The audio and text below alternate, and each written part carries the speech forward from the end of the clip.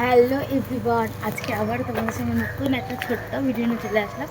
আজকে আমি যাচ্ছি মাসি শাশুড়ির বাড়ি গোপাল উৎসবে। হ্যাঁ, গোপাল দাদার উদ্দেশ্যে আমরা মেলায় যাব আজকে। মাসি শাশুড়ির বাড়ির ওখানে আমাদের আজকে গোপাল মেলা। তো এই যে আমার আজকে ড্রেস আপ দেখতেই পাচ্ছ। তো চলো ওখানে গিয়ে কি করি। আমার লাইফে ফার্স্ট দেখবো আমি গোপাল মেলা। সবার বাড়ির গোপাল এক জায়গা থেকে পুজো হবে। তো চলো দেখা যাক কী করি, সাথে না করি তোমাদের সাথে কিন্তু শেয়ার করবো, তোমরা দেখতে থেকো কিন্তু।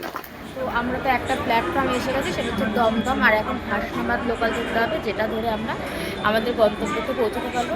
তো এখন ওয়েট করতে হবে। এখন ঘড়িতে কটা বাজে? এখন বাজে হচ্ছে 9:24। তো এখন ট্রেন প্রায় 9:30টার উপর, মানে 9:40 এরকম ট্রেন। তো ওয়েট করি, চলো কখন ট্রেন আসে, কখন পৌঁছায়। ওয়েট তো করছিলাম ট্রেনের জন্য ওয়েট করতে করতে ট্রেনও আমাদের চলে এসেছে নিতে গন্তব্যে যাওয়ার উদ্দেশ্যে। তাহলে দেরি কিসে, চলো উঠে পড়া যাক।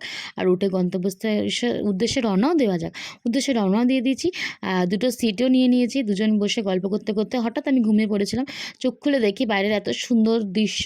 আর ট্রেনের জানলা থেকে বাইরের দৃশ্য দেখতে আরও বেশি সুন্দর লাগে। তো বাইরের প্রাকৃতিক দৃশ্য দেখতে দেখতে আমরা পৌঁছে গেছি আমাদের গন্তব্যস্থলে। হ্যাঁ, স্টেশনে পৌঁছে গেছি। স্টেশন থেকে অনেকটা হেঁটে টোটো ধরতে হয়। তার মাঝখানে একটা আখের রসের দোকান দেখতে পেলাম। তো আখের রস দোকান দেখে এক গ্লাস আখের রস কিনে নিলাম, সাথে ও খেয়ে নিয়েছে। 2 গ্লাস আখের রস খেয়ে নিয়ে আবারও রওনা দিয়ে দিয়েছিলাম। ট্রেনে তো 2 ঘন্টা প্লাস, আবার টোটোতে হচ্ছে আধ ঘন্টার মতন লাগে। আবার হচ্ছে 5-10 মিনিট হচ্ছে ঘাটে। তো টোটো করে চলে এসেছি ঘাটে। ঘাট পেরিয়ে হচ্ছে মাসি শাশুড়ির বাড়ি। তো ঘাটের থেকে পেরিয়ে এই যে নৌকা দেখতে পাচ্ছ, কত লোক এই নৌকা করে যাচ্ছে। আর আমার তো ভয়ে মুখে কাচুমাচু হয়ে গেছে, নৌকাটার মধ্যে হেলছিল। যাই হোক, পুরোটা পথ অতিক্রান্ত করে অবশেষে চলে এসলাম গোপাল দাদার উদ্দেশ্যে, এসএসসি খাড়ুয়ালা গোপাল মেলার উদ্দেশ্যে। আর দেখতেই পাচ্ছ কত লোক, সারা পাড়ার লোক। মাসি শাশুড়ির বাড়িতে যারা আত্মীয় স্বজন বা তার পাশে আশেপাশের বাড়ির আত্মীয় স্বজনরা সবাই মিলে এত সুন্দর করে পরিক্রমায় বেড়েছে। আর এদিকে দেখো কত সুন্দর করে সবাই এক রঙের শাড়ি পরে আনন্দ করতে করতে নাচতে নাচতে পুরো দিনটা উপভোগ করছে। তার সাথে আমি যেহেতু মাঝপথে আমার তাদের সাথে দেখা হয়ে গেছিলো, তো আমিও মাঝখানে সামিল হয়ে গেলাম। সামিল হয়ে আমিও তাদের সাথে যেতে থাকলাম। আর তার প্রথম যেহেতু দেখা আমার এই উৎসব, প্রত্যেক বছরই এরকম সুন্দর করে মাসির বাড়ি শাশুড়ির বাড়ি এরকম প্রত্যেক বছরই এই উৎসবটা হয়। আর আমি এই বছর প্রথম গেলাম, আর আমার কাছে আরও বেশি ভালো লাগলো। অবশেষে আসলাম। তোমরা তো দেখতে পেলে আসার পথে পথে পরিক্রমা বেরিয়ে গেছে। গোপাল দাদা যে আমরা এসেছি মেলায়, গোপাল দাদার মেলায় পরিক্রমা বেরিয়ে গেছে। অ্যাট লাস্ট আমরা ঘরে ঢুকলাম। এখন একটু কিছু খাবো, খেয়ে আবার ওই যেখানে হচ্ছে গোপাল দাদার পুজো, তো সেখানে আমরা যাবো। তো চলো আগে খেয়ে নিই। খাওয়াতে লুচি আর লুচি আর তরকারি করেছে, ওটা দেখালাম না।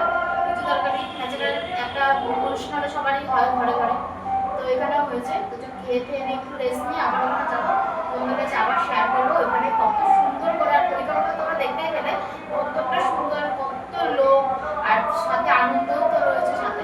চলো এক্ষুনি পরে আবার কী করছে দেখাবো তোমাদের। একটু রেস্ট নিয়ে আবারও বেরিয়ে পড়লাম। এই যে গোপাল রাখিবার স্থান দেখতেই পাচ্ছ, গোপাল রাখিবার স্থানে, হ্যাঁ, যেখানে মেলাটা হচ্ছে সেইখানে।